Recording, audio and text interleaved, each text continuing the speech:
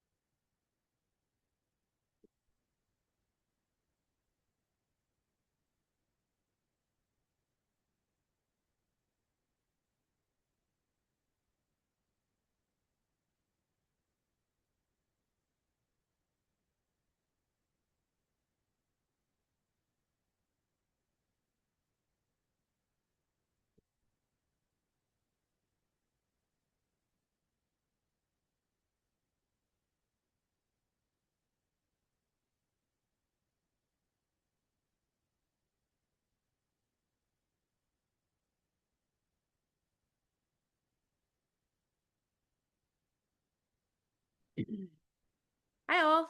Welcome to our Curate's recently released features, January edition. I still see people actively joining, so we're going to give another minute or two as people are coming on. Go ahead and grab your coffee, grab your notepad, log into Curate, whatever you need to do to prepare. We have something exciting today where we will be giving away some Amazon gift cards to celebrate the new year. So for anybody that joins today, you will we're going to draw during the webinar, and for people that are to get a gift card. So good job joining today. It's a great day to join and look at new features.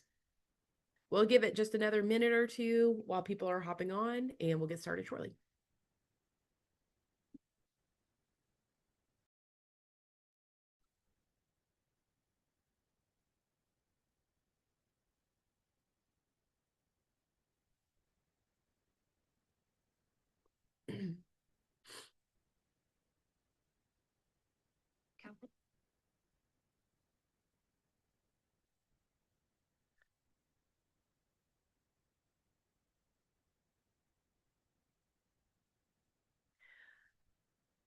Okay, okay. Perfect. I do still see people joining, but we'll go ahead and get started a little bit today. Welcome, welcome, welcome to January's recently released features. We're so excited that you can join us. Hopefully, everybody has had a happy new year. For many of our customers walking into January, it is now full-fledged proposal season.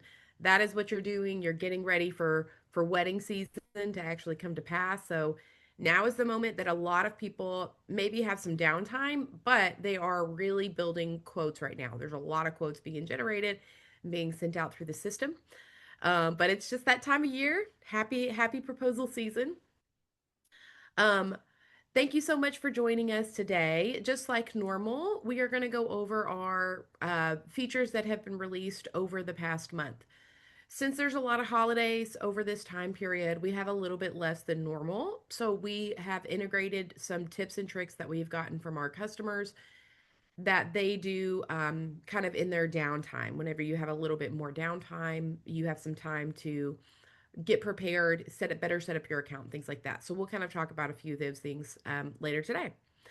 After our call, you will get an email a little bit later. You're going to get an email with the recording. So even if you weren't able to join today, you will get a recording. You can share that with your team if you would like. If you see a feature that you like while we're in here, please do tell us. Throw it into the chat and just let us know that it's something that you really like. We love sharing that with our team. It's really encouraging when we see people really get use out of features that we have been working on, investing in. So please do let us know. That's super encouraging for our team to kind of see that. So just feel free to throw that in there. Um, I am actually going to kick us off today. So we're going to start over here. I'm sorry, I forgot to introduce Brooklyn. We've got Brooklyn with us today. Hi, everyone. Our tried and true product person who's going to be joining us. But I'm gonna kick us off today, and we are actually going to start over here in the settings.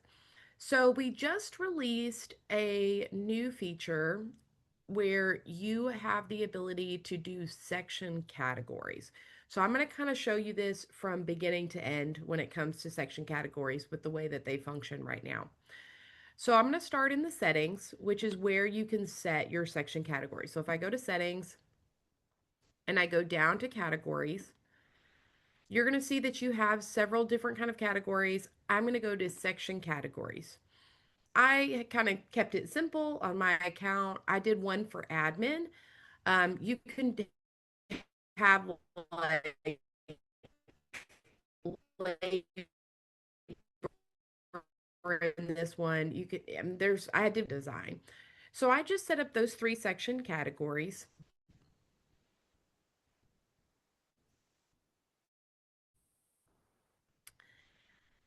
If I go back, actually jumped into the Union Station wedding, this template right here. And I'm going to go over to the order screen. This is where you apply that section setting. So if I go to my venue and catering package on that section, and I'm doing this in my template, so that way every time I create a new event from this template, it's going to already have this applied in there. This is where you can set that section or category. So I did for catering and venue right there for my venue and catering package. And then for floral and planning, I did floral and design. Now, the big purpose and the big benefit that you get from setting a section category is going to be in your prints. Let me hop over here and I just want to make sure to, I'm going to click publish just because a lot of things can be solved just by clicking publish. So I'm going to go down here and I'm going to jump to my event print. So I'm in that new slide out on the side there that we released, I think last month or maybe the month before. But I'm just going to jump down here to my for my quick access to jump into my event prints from this proposal. Okay. Now, when I am in the prints, this is where it can become really helpful to have those section settings set there, especially if you're pulling different prints for different team members. So in this case, we are kind of like an all industry sort of account. We have a venue, we have catering, we have rentals, we have floral, we have design and coordination. We've got all of those things together in this one account. But for somebody maybe in catering, maybe you have catering, but then you also have rentals. Maybe you have like a setup team. There, you can have a bunch of different teams that are involved with your events. So I'm actually on, I'll just stick here on the event overview and I'm just going to filter this down just a little bit so that we can kind of see the impact of this change here. So I've got my two sections here that are showing. I can see all of those showing right here. And what I can do is I can filter down the type of section that I want to show. So maybe I'm creating something just for floral and design. I can just show the sections that show floral and design. Maybe I want to create something just for catering. I can just show the things for catering. And then I can save that as a custom print type whenever I am getting ready to uh, create a print to just print off and hand to my team. Just a reminder with prints, you can customize what shows in here. So, for example, if you like it really compact, you might like this two-column layout. If you don't like, you want it just streamlined, you can do a single column layout right here. You also have the ability to turn off pricing. So I'm going to go down here and I'm just going to toggle off the price. So you can set this up to be whatever you want it to be, and then just save this as a custom print type. That way you have that to go back to in the future. So in this situation, you may have like your floral and design items showing. You're going to save that as the floral print off with your recipes and everything that's in it. Then on the other one, you may have like catering and rental items, venue setup, things like that could be in that other one. And you can save that as like the venue sheet, the setup sheet, or whatever. You can save that as a custom print type right there. So that's the first feature. That's the section settings. So all the way through. The other thing that we have, the next feature that we have, I'm going to hop over to the catalog, and this involves components. So if you're familiar with Curate, we do have a rental add-on. It's just an additional thing that you can add on to your account in order to better manage your rentals. It does have a lot of features associated with it, like the overbooking warning. It's going to track what rentals you've put in what events for what dates, and it's going to tell you if you've overbooked that item. So you can track your inventory in there. You can also, we also have a report that talks about rentals so that you can look ahead and see what rentals do I need going forward. You can also look in the past and say, what rentals have I used over the past year? What have I even used over the past year? You can do that in the rentals report. So there's some features that go along with rentals. One update that we did do though was we added the ability to put a quantity on the back end of a component. So I'm going to use this balloon right here, and I'm just going to jump in there. I'm going to click the edit button. And if I scroll down here, you can see that I can set an inventory quantity of what I actually have in stock here. Now, so for this example, say I've got 100 of these balloons currently in stock. It will not, the way that rentals work is basically it's going to pull from that stock on that day that you have that event. This does not auto update. We even have a note here. It's not going to auto update whenever you pull it into a proposal or whatever. It's not going to manage that number for you, but it does help you know generally what's a quantity that I have of this item. If you're doing inventory and you want to make sure to track it in the system so that you can just see it from anywhere, I can log in from anywhere. One of the big pluses of being a cloud-based system is you can just log in from your phone somewhere just to see how many of these do we have. You have that ability now in the components to put those numbers in here. So if you're taking inventory, taking quantity, and you want to list those, now you can. You can list those there. All right. Okay, that's the end of mine for now. I'll stop sharing and I'll pass off to Brooklyn. Thanks, Shannon. All right, I'm going to share my screen and then we're going to jump into some items covering the workroom.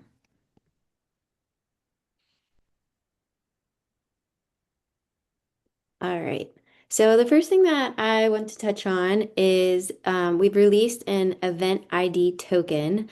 The event ID has always existed, but it's just been more of like an internal reference point. But we got some feedback that folks would like to use the event ID either just to document better on prints for their own internal teams to kind of visualize that outside of the system, or also utilizing it to communicate better, especially with our curators that work with corporate clients, just to communicate that better either on a contract or, just making a note of it on the proposal of the actual event ID. So I'll kind of walk us through where that lives, how you can use it. So this event here, Anna and Joe, if we open up and we want to just take a look at the slide out here, you'll notice the event ID is up at the top. So that is the number that we are talking about here for this token. If you want to utilize this, you can click into, production notes, description, any kind of text box that you're used to with using those tokens. You'll know that you can use a token because in this little toolbox above the text container, there will be a personalized button that you can click and drop down. And then you'll see access to all your tokens. And then now we have an event ID token. So whether you want to use that within the description of the event details, production notes, so you might want to just say here, we could just say corporate event ID here, and then we could utilize the token. If we just save that, it will save there and it'll pull that number in that we saw up at the top. I'm going to click into the print of it. Let's go to the workroom first though. So also that ID, just to kind of call it out, is up at the top when you are in the workroom. There's that number in app. But then if we go to that event print, you can see that that's going to be available here on your production notes. Or again, if you want to utilize it within contracts, within the text, however you'd like to. So that's just available across all areas of the app where tokens are currently supported, and then it just inserts that dynamic number that's associated to your event for more clarity. Let's go to the next item that I want to touch on. And I know we talked a bit about this probably in the prior feature update, maybe to end the year, but it's going to be located over in the new slide out, and it's called the order breakdown. So if you click this order breakdown, it'll pop up and give you tons of clarity and extra data on kind of your event, this one single event. Again, it's going to kind of break down all these different pieces, but we made some enhancements after releasing this feature last month. And so those features are going to be utilizing your line item categories, and it's going to break down those categories that you're using for your line items. So it's just going to expand it to make it more clear and visible of kind of where your revenue and costs are coming from. And so you can see that here. One thing to note is this percentage of total order. We got some feedback from folks that were loving the breakdown here, but they actually like to use these line item categories to uh, know that their team wants to hit a percentage of the order. You might have like a minimum, like your maybe your food category has to be a minimum of a 20% of the order, things like that. So that's just a way to help your team kind of track what is that percentage of our revenue coming from our total percentage of the order. If you hover over it, it'll just show you how much of that total order value comes from that line item category. So yeah, that'll just kind of break these items down a bit more further from the line items above, just utilizing those categories. So just make sure if you like to use those line item categories, make sure you're adding them to your order. You can utilize those by going to your order, and then you'll see that those are those categories I'm talking about here on these line items. So that will show up now on the breakdown. All right, let's move to the next item, and that's going to be talking about our components and our rentals. So we now have designated spaces for components and rentals, and something that is helpful now with this update is that you can swap them. You can swap them directly from the workroom. So this is on the components view, and then we'll just in a moment go to the rentals view. But you'll notice here that all your components are listed that you have on this order. And then there's this little like switch button, these arrows. So this is the swap function, and you can apply this to any of your components. So say we no longer want these blush tulips. I can hit swap. It's going to open up this slide out here to the right for me. And then it'll kind of also break down. So if you're just curious, like, okay, where am I using these tulips? How many recipes are they associated to? So it'll show you here. And then if I want to switch it, I can now search, this is pulling from your catalog, so I can search those components. So maybe I want to do just a different color tulip. Maybe you want to switch entirely to a new flower. I'm going to switch it to the bright yellow. And then you just apply the swap. And then it will update that for you. And then it's also going to update that within your recipes and then anywhere else, down the line that component tracks with this event. So it will update for you with that swap. So a great way to kind of just in the moment be able to switch. We see a lot of folks, they want to swap while they're kind of building. Maybe you find that an item is no longer available and you want to swap that out. Maybe for cost purposes, you want to stay within budget. You need to kind of switch a component out to kind of stay within that price range. So lots of ways to utilize swap. And then we can go to rentals and kind of do the same concept. So your rentals are now all grouped here under the rentals. Prior, they were kind of used in the components tab, and so we've moved that out to create, better organization.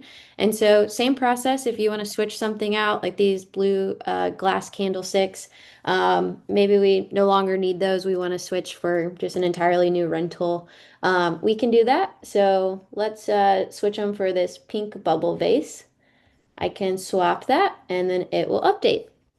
Also to note, if you, for whatever reason, choose a component that is not actually a rental, so if I switch it to I'll just put maybe this ranunculus here.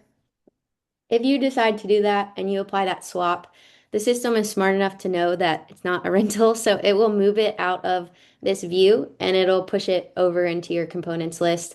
So that is something that you can do as well if you switch it with a non-rental item. It'll move it over to your components page. So yeah, we hope everyone is liking that improvement there if you haven't explored it just yet, but just streamlines your processes and saves some time there with your workflow. The one that something that I see a lot with that is when it comes on the floral side, so the one that I would see is that the customer didn't know what they were asking for, and then they see a picture of it and they're like, oh, I don't want that, and so then you've already created all of the recipes that go with that, so then you have to go back, and instead of changing it out one by one, you can just do it in this one spot, and change it all the way across the board. But I it's either you can't source it anymore, or the customer is like, I don't know what that is, but I don't like it. So then you have to change it. You have to change it. So this just makes it way easier. Just changes it out one by one.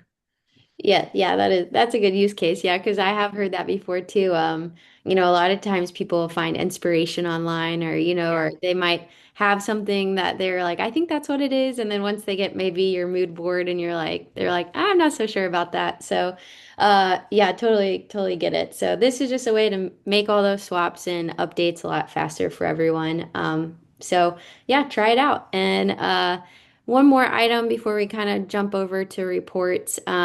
We did make some enhancements. There's some vertical spacing improvements with the PDF download. So I have like an older PDF download that was prior to this update. So I'm just going to show it off side by side. Hopefully we can kind of make this work here. Um, but this is applying to the proposal details, like your orders section. So the improvements here is just to reduce the vertical spacing and create like a cleaner, more readable document. That was the main goal here. So it's just purely presentation. It's just, tightening those spaces between the section headers, the line items, the sections in general. Just prior, it was feeling a little stretched with some of these spaces. So we wanted to fix that up. So what you're noticing here is it's much more condensed.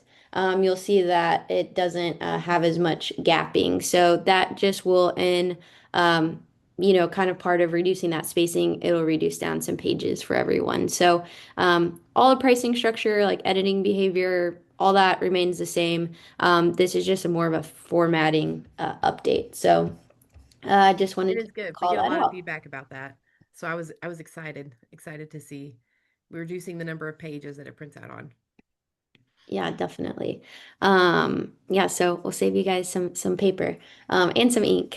Always good. Always good. All right, so I'm gonna hop over to some reports. We have some updates there. And so let me click here into our reports tab. So the first one that I'm gonna touch on is about custom reports. And it's called a group by function. And this is something that you can kind of build as you are creating your report. So I'm gonna click create a custom report here. Oops. And then let's just call this, what's today, the 14th. So we could just say this is our January 14th event report. This will be for our events. You can pick a date range. I'm just going to leave it wide open because I'm not quite sure what we have in this account. So this is how you're going to be able to use this. You can select, of course, all these different columns, but the group by function really works with event owner, the location name, or the branch. So I'm going to make sure that I click a few of those so that we can make sure that we can test it out. So we're going to do event owner. So just anything that's important to you with needing to kind of know what this report. Maybe we could do the branch. We want to know the event date, the location name, the event name, event status. Let's do the ID. Okay, so we have all these different columns that we want to use. So we're going to save and run the report. Okay, so now it's been saved here. And I guess I just skipped over doing the group by. Sorry. Um, I was moving too fast. Let me try this again. So let's say it's January 4th, 14th. We're gonna say event report updated. All right, I'm gonna just click a few. I won't go back into to all of them.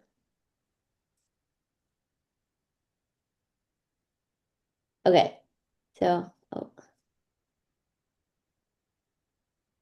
yes, add.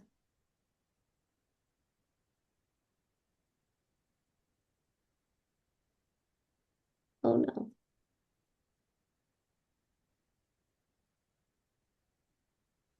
Okay, here we go.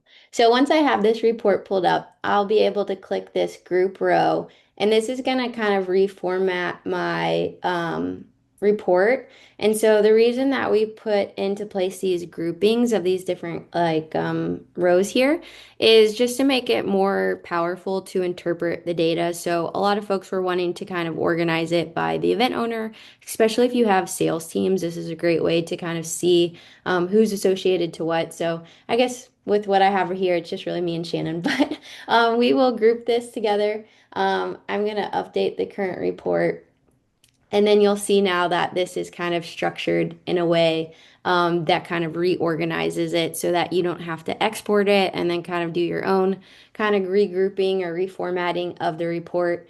So this is a way that you can again group by either the event owner, the location name of the where the event is, or if you have branches. So very powerful with the multiple branch accounts that we have. If you want to kind of regroup again your reports by branch and kind of analyze that data in a more meaningful way without a lot of extra manual sorting. Again, if you were to like export it and reformat. So yeah, definitely try out the grouping when you do your custom reports, and you can save it that way. And then with the reports as well, you can now filter. There is a branch column, and then with that branch column comes a branch filter. So again, it kind of ties into if those multiple branch accounts, but that is something that if you want to you can kind of filter over here by branch. This account is just a one single branch, so not much help with that. But if you had multiple branches here, you could then kind of sort and filter by clicking which branch you want to apply here to kind of help with that data. So yeah, just some extra report functionality there that we've got in place. And then one last thing before I pass it back to Shannon. We're going to go to settings now. And then with settings, there is an update to your users with permissions. So one thing that we got updated just based off feedback here is just access to reports. So this is now from on admin and user roles. So depending on who it is, I'm going to just click on myself here, but you'll now see a toggle that says access to reports. So this is just a way to introduce more control. Right now, the account owner kind of decides, what team members, whether they're admins or users, can view reports, just to kind of give you again, more control over who has access to that data and kind of tailor it a lot better to each company of how they want to kind of keep things sensitive, depending on the role type. Like maybe you have admin people on your team, but by default, you don't need everyone to have access to those reports. So you can go into those user roles or admin roles and you'll see those toggles. And then depending on who you want to have access, you will be able to either allow them or not. So just something to keep in mind if you do want to change any of those. You can be, if you're the account owner, you can kind of decide who you'd like to grant access. So yeah, that kind of wraps it up for what I was going to show off here before passing it back to Shannon. So hope that was helpful. Hey. Okay, so that wraps up the new features from over the past month, which actually still feels like a lot. I feel like it's less than normal. A lot of months we're trying to just squeeze in as much as we can in this time period. So that was still a lot, but just lower due to the holidays and everything. I'm going to share my screen again, and we're just going to talk about a few of the tips that we hear from people of what they're working on right now with it being the beginning of the year. So, like I was saying at the beginning, It's proposal season, but you usually have less time. You're not producing as many events right now. So now's where you get caught up on like admin things and stuff like that. So we thought we would highlight the things that we're hearing from customers of what they're working on right now to make sure when that season does start, and you're up and going again, things are moving quickly, your account is set up to be the most efficient and to kind of help you through that flow. Now, we recently did last year, but Q4 of last year, we recently did the Level Up with Curate webinar series. So if you are looking to dive deep, maybe you weren't able to be involved in that webinar series, we do have all of those sessions on YouTube. And there is some really good stuff in there with tips and tricks that we have learned from our customers over years of using the system, ways that they use the system, different ideas and examples of how people are using the system, how you can set up your account to be more efficient. So I would recommend that if you're really looking to dive deep. I would recommend kind of going through that webinar series if now's like a lower period and you didn't do it before. I would recommend doing that now. But as just a little capsule of that, we decided to pull out some things that people are doing to improve their flow, improve their workflow and Curate, making sure that they're set up for success as you get into production season. Even now in proposal season, it's going to help you, but as you kind of get into production season. So I've got three main topics that I'm going to look at really quickly, and then Brooklyn's got three. So we narrowed it down to like the top six themes of things that people are going to be doing. My number one thing, and these are in no particular order, is to revisit your templates. Take some time, take 20 minutes, 30 minutes, go back and look at your templates to make sure they are the most efficient. So if I go back to this Union Station wedding template, here's some things that you can look for. Do I have all of the sections that I want to be included in my template? Is my framework set up? Even you can even have like this has preloaded photos of this venue, right? The venue, the look of the venue is not going to change. So I can preload some photos. Maybe in the moment, just remove the ones that I don't need. But is your template set up really well? Do you have tokens embedded in here? So see, I've got tokens that it's going to automatically fill in with the event name and it's going to automatically fill in with the event date. Are your tokens set up in here so that that is ready to go? Do you have maybe line items already, like a structure of line items already built out in here? I would recommend. You can set up sections with like, we've got this text section. Something that I've been seeing people do more and more is they'll do like an FAQ section. They'll get this text and they'll do an FAQ section and they just put it down here at the bottom of the quote. You don't have to touch it, just do it in your template and it's just there every time to get that ready. So you can definitely look at your event template that's on your dashboard. We've got several of them you can see, but you can also go down to your template section down here. So that full event template is like everything that's going to be in your event whenever you create a new event. This is more pieces of your event or pieces surrounding the event. So for example, do you have the emails that you want set up in here with tokens? You can even go over here and explore templates and see other templates that people have shared that they use. You can use theirs and just add that to your library. So we've got email templates. We've got timeline templates. So if there's some normal like timelines that you do and you just want to tweak them on a case by case basis. Obviously contract templates, those are really good. That's a great thing to just reevaluate. It's a new year. Just look at your contract. Is everything like what it should be?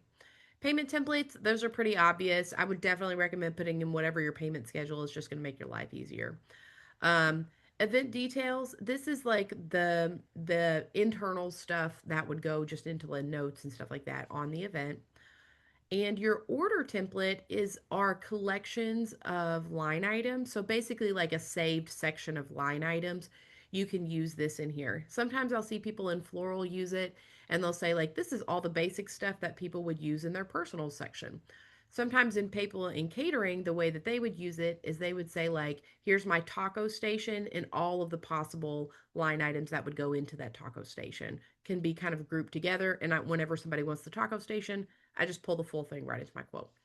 So for templates, I always say whenever you invest time in your templates, it just pays off over and over and over and over again. So I'm a big fan. So I'm a big fan of templates. So definitely jump into your templates, do a little reevaluating. Maybe if you find yourself deleting something every time you create a new event, just delete it from your template and just instead add that one in when you need it rather than deleting it every time that you do it. So that is my one thing that I would that's one of my things that I would say is check in your templates, take this time to kind of go over those. The other thing that I will look at is your catalog. So if I jump over to the catalog, you can see that we've got several different sections here. So you've got products, those are your saved line items. We've got components. Those are going to be the ingredients that go on the back end of your recipe. It could be like consumable goods. It could be hard goods. It could be all kinds of stuff that could be in your components. You've got your rental items. And if you have staffing, you've got staffing items here as well. One thing that you can do in this downtime is audit your catalog. So you have the ability in here to do what we call bulk edit. So if I want to do like get rid of things in bulk, if I want to click this edit button and I want to change the category, change what branch it's assigned to, change the price across those or market profile, any of those things that I want to change in bulk, I can do that here. You can also do that in your components. So, for example, maybe like the cost of carnations have gone up or whatever. So, I'm going to choose all of my carnations. I mean, whatever, just choose whatever you want to change. And then you can change your cost per purchase unit. So instead of $15, maybe it's $17. You can change that here in bulk on the back end of your account. You can do that here. Kind of the same with rentals. I feel like depending on your rentals, maybe if you do linens or chairs or something like that, it could be that you would want to do it in bulk, but you also have that ability to edit in bulk, change the inventory quantity, pricing, stuff like that. You can do all of that right here. The other thing that people don't realize, though, often is if I go down to my settings and I go to the bottom, you can export all of those different sections generally. You can export your contacts. That's usually if you're going to do like a mailing list or something like that. That's usually why people are exporting their contacts. But you can download your product catalog, you can download your components, you can download your rentals. I'm going to do the products just for an example. So it's going to generate a list here. I probably have a very large library here. Okay, so I've got my product catalog. And then I've got a Google Sheet right here. We recommend Google Sheet. It just makes it easy for sharing and collaborating with our team. So I've got a Google Sheet and I'm going to put that into that sheet. So I'm going to do import, upload, and then I'm going to pull that from my downloads right there. I'm going to replace current sheet. Okay. So whenever that comes in, you can see I've got all this information about this line item. The main thing that I would recommend, so just if you're going to do this one, I'm going to grab this ID column and move it over. You just don't want to touch this ID column. That is what everything else is going to come from. That's the main thing. But you could change the name, you could change the description, you could change the price in bulk, you can change the category in bulk. You can change those things. I would say just don't change the ID because we need that whenever we are going to do the update. So just don't touch that one. But once you do that download and you make those updates in this sheet, you can share that sheet with our team and we will do an update on your catalog. A lot of people don't realize that we do that.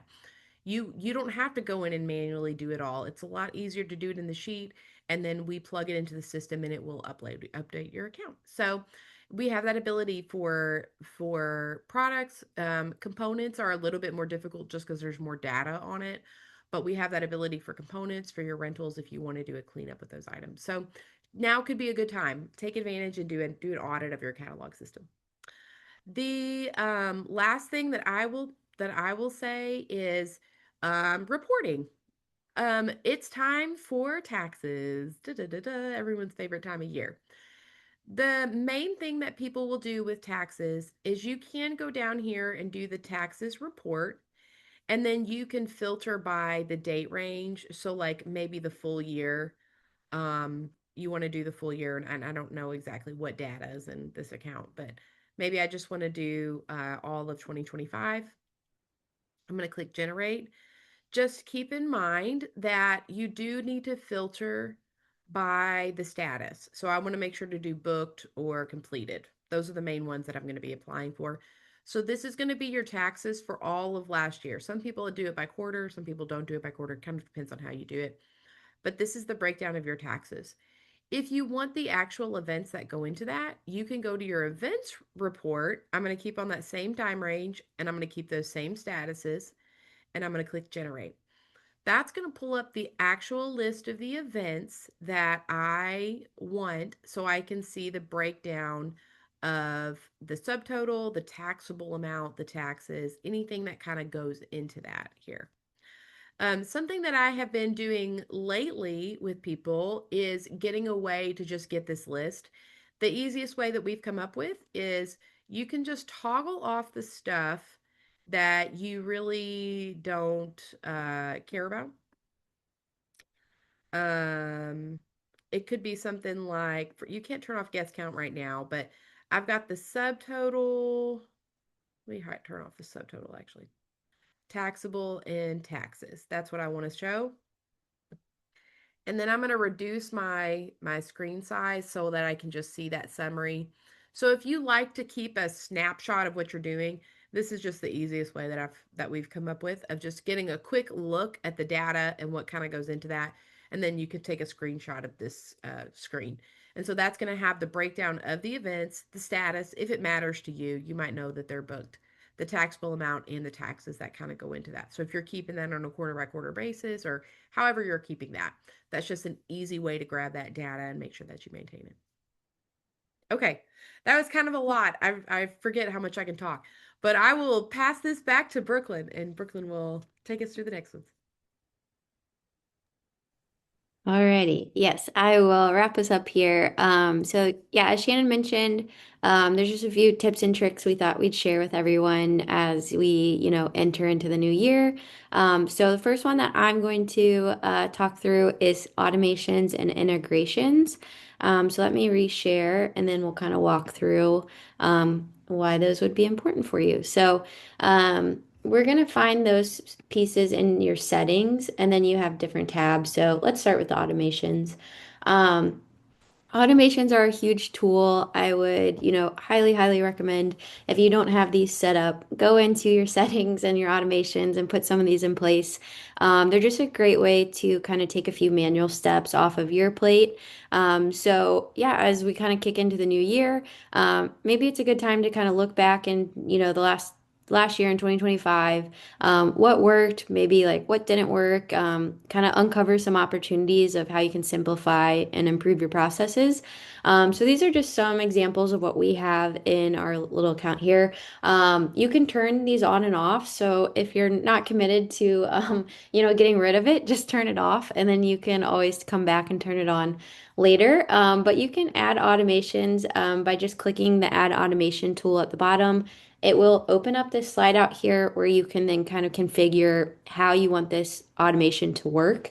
You want to, it defaults it as off, but as you're creating it, you can default it to be on.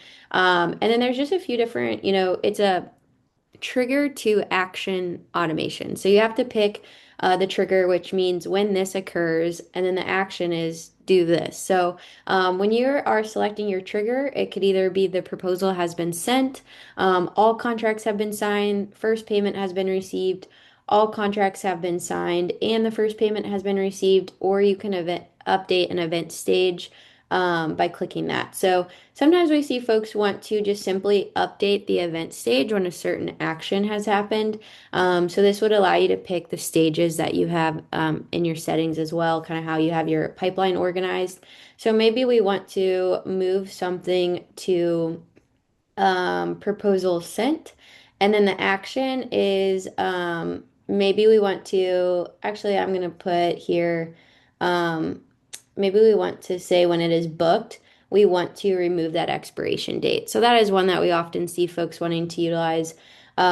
Once maybe you are utilizing an expiration to kind of create that sense of urgency for someone to book, but then once it actually has been booked, we want to just take that away. So that is something you can get set up. So automations are a great tool. Kind of go in if you have questions. Like Shannon said, we have lots of resources to help you kind of get your way into, kind of setting these up either through our chat center, help center, all the learning series that we just went through and those videos on YouTube. So automations are great. We highly recommend them. The other tool that you can kind of take a check on for as you start the new year is going to be integrations. Just another way to kind of streamline processes. We have lots of different integrations if you're not using them yet. Kind of just go and explore. I would say probably the top one, everyone's fan favorite, is the Google Calendar. There's a lot of great ways that you can use Google Calendar and Curate together. You can send that data into your Google Calendar. You know, your team is probably on your Google Calendar. Data from Curate is going over into Google Calendar. So yeah, just make sure you're kind of accessing like what's working, what's some things that we could, maybe put into place to help us kind of manage the data and work a little bit smoother in the new year. The other kind of integration that goes with it is also payments. I want to make sure I highlight Curate payments. It's a really powerful way to automate your workflow and your payments and just make it easier, not only for you to receive payments, but also for your clients. You know, you want to make it easy for them to just be able to review that proposal and as soon as they're ready, just to click and pay. And so that's all directly in Curate. You can get this set up if you're not already using Curate payments. One of the most powerful things about Curate payments is that you also have the ability to pass those card processing fees on to your customers. So that adds up. It's a lot of meaningful savings for your business. We have tons of curators that have shared with us that their company has shared or saved like thousands of dollars by using Curate payments. So not only is it a great, efficient way to kind of help your flow, make things easier for your client, but it's also a good financial decision to save some money here. So definitely get that connected. If you have any questions around it, please don't hesitate to reach out to our team to help. But definitely something to consider as you start the new year is maybe setting up some payments if you're not using that yet. To jump us out of settings, we're going to go to inquiries, the next kind of topic I wanted to mention as we review into the new year, kind of ways to kind of get more organized and set up for success is to review your inquiries and your forms.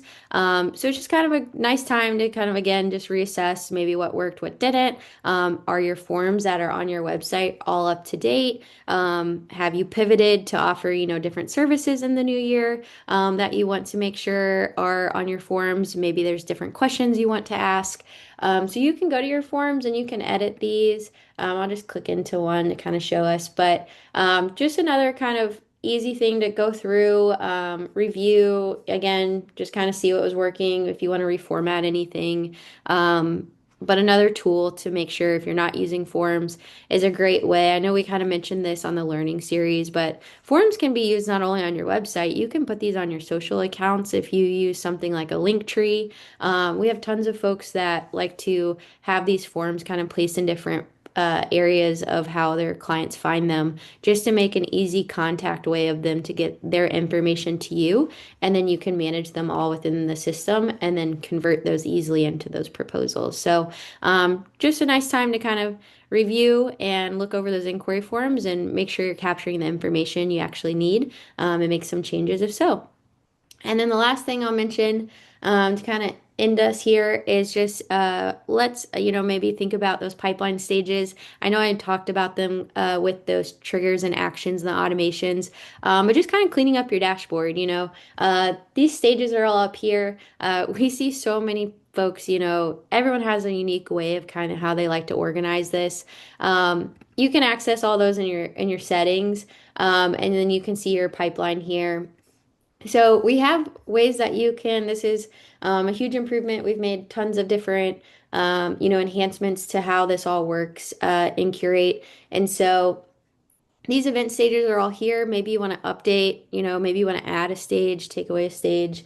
If do you want them to be visible? Do you want new colors? How do you want to organize all of the flow of your events as how they move through your processes? So just an ideal time to kind of take inventory of your dashboard, those stages, maybe archive old events, look through maybe some inactive ones. Maybe you got started on an event and it kind of got abandoned and you never got rid of it, kind of thing. Sometimes, they can be cluttered. There's a lot of moving pieces all the time. We're all human, and so it's just a nice time to kind of reassess things. Maybe look through some outdated stages or records on events that no longer really reflect how your team might actually work as you move into 2026. So, those are our tips and tricks of getting kind of organized and maybe reviewing some things to start the year off on the best foot forward. Get your team all in a nice place to kick off the new year. Amazing. Thank you, Brooklyn. Thank you. Okay, well, I can think of the stuff that we went over did take us over a little bit longer, but we appreciate you guys with sticking with us. We do have 3 Amazon gift cards to give away. So if you join today, you are part of the drawing group that we can use. So we did draw some names. And the people that are going to be the winners of our 3 gift cards is going to be Kirsten, Cheryl, and Patricia. So those are the 3 people that we will be sending out a gift card to. Um, we'll grab your email addresses, or we have your email addresses. So we'll grab those and we'll be sending you out a gift card today as a celebration for the new year. We're excited to have you guys involved. Um, and so we'll send a follow-up email. We'll include some resources in there, including getting involved in the Curate community, taking advantage of that Level Up with Curate webinar series so that you can kind of see those again. But feel free to reach out with any questions. Now is a great time to jump on a call, kind of go through your account and make any sort of updates or anything to your account. But we hope you have a wonderful month, and we will see you next month. See you later. Bye. Thanks, everyone. Bye.